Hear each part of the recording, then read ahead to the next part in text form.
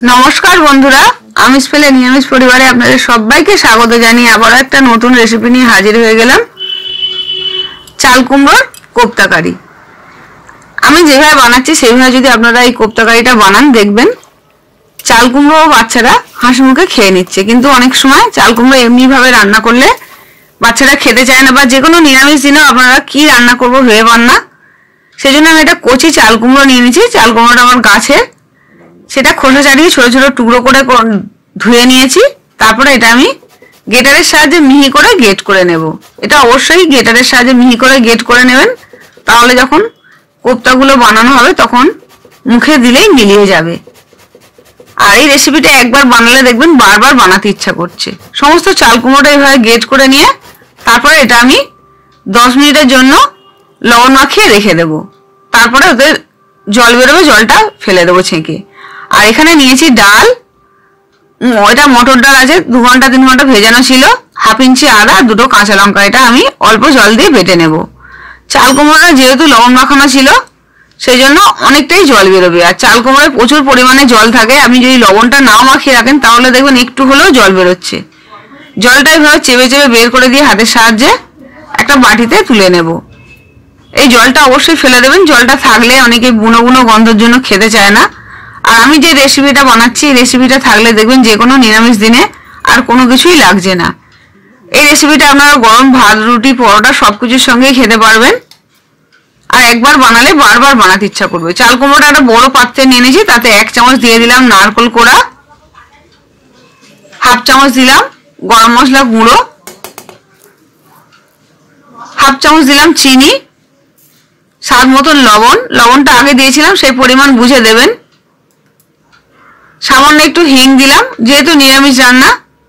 সামান্য একটু দিলাম ধনেপাতা কুচি, একটু চিলি ফ্লেক্স দিলাম 1 চামচের মতন, ঝালটা যেমন খাবেন সেই অনুপাতে দেবেন।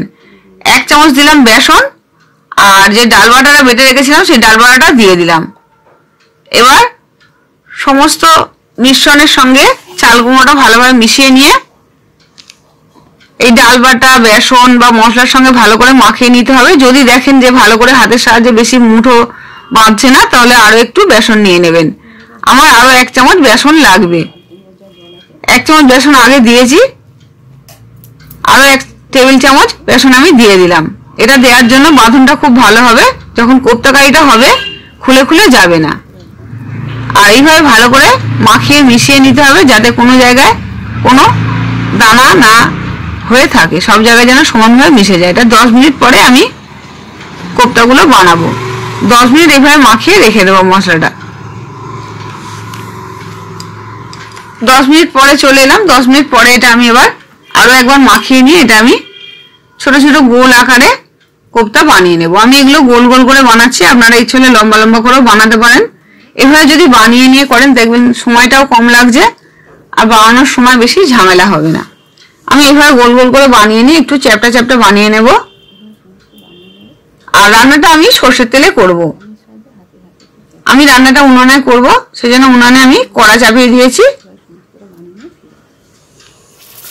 এবার কোফতাগুলো একে একে এইভাবে ভেজে নেব। সমস্ত কোফতা এইভাবে সোনালি করে ভেজে নেব। আর এই যদি আপনারা গ্যাসে করেন, গ্যাসের ফ্লেমটা এই সময় মিডিয়ামে রাখবেন। খুব বেশি জোরে রাখলে কোফতাগুলো লাল লাল হয়ে যাবে, কিন্তু ভেতরটা কাঁচা থেকে যাবে। মিডিয়ামে ভাজলে ওপরটা আর ভেতরটা সমানভাবে ভাজা হয়ে যাবে, খেতেও ভালো লাগবে। এবার সমস্ত কোফতা আমি উল্টিয়ে পাল্টিয়ে দুবারে ভেজে নিয়েছি। আর রান্নাটা আমি সরষে তেলে করছি, আপনারা ইচ্ছে হলে সাদা তেলেও করতে পারেন। কোফতাগুলো ঠিক এরকম উল্টিয়ে পাল্টিয়ে নিয়ে ভেজে নিলে দেখবেন যদি একটু ছাঁকা তেলে ভাজেন শুধু আপনারা সস দিয়ে খেতে পারবেন, এত ভালো লাগে। যেহেতু ডাল বাটা দেওয়া আছে টেস্টটাও খুব ভালো আসবে।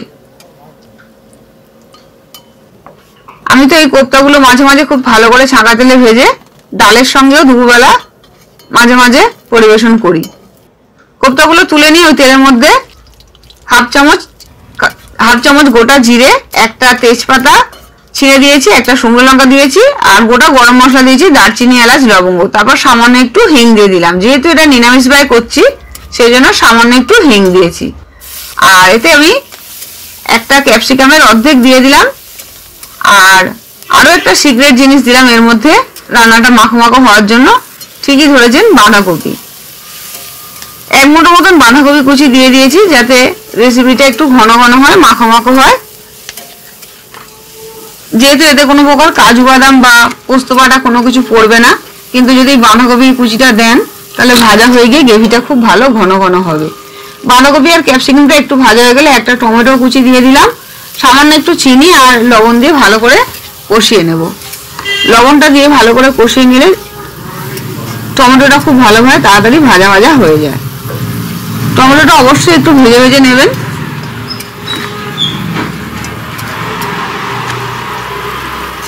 টমেটোটা একটু ভালোভাবে ভাজা হয়ে গেলে খুন্তির সাহায্যে একটু চেপে চেপে এগুলো ভালো করে মিশিয়ে দিতে হবে, যাতে রান্নাটা খুব ভালো ঘন ঘন হয়।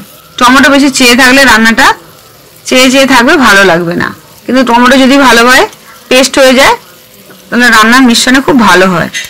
হলুদ বাটা দিয়ে দিলাম 1 চামচ, 1 চামচ আদা বাটা, 1 চামচ কাঁচা লঙ্কা বাটা, হাফ চামচ দিলাম জিরে বাটা, 1 চামচ দেব ধনে বাটা। এবার সমস্ত মশলা একটু আমি জল দিয়ে ভালো করে কষিয়ে নেব। তারপরে এতে আমি 1 চামচের মতন রং হওয়ার জন্য কাশ্মীরি লঙ্কার গুঁড়ো দেব। কাশ্মীরি লঙ্কার গুঁড়োটা অবশ্যই দেবেন, তাহলে রংটা খুব ভালো আসবে। দেখবেন রান্না দেখলেই খেতে ইচ্ছা করবে, আর রান্নাটা খেলে কেউ বুঝতেও পারবে না এটা চাল কুমড়ো দিয়ে হয়েছে। অনেকে চাল কুমড়ো খেতে চায় না, কিন্তু চাল কুমড়োয় প্রচুর পরিমাণে ভিটামিন আছে। যদি এইভাবে বাচ্চাদের খাওয়ান তাতেও উপকার আছে। আমি যেভাবে ভেজেছি সেইভাবে না ভেজে একটু কম তেলেও যদি ভাজেন আরো বেশি উপকারটা পাবেন। এবার এতে আমি ছোট বাটির 1 বাটি মতন জল দিয়ে দিলাম। জলটা দিয়ে মিনিট 5 ফুটে যাওয়ার পরে এতে আমি কোপ্তাগুলো মিশিয়ে দেব। এবার কোপ্তাগুলো মিশিয়ে দিলাম, ঝোলটা যেহেতু ফুটে গেছে। কোপ্তাগুলো দিয়ে আমি মিনিট 5 ভালো করে ফুটিয়ে নেব।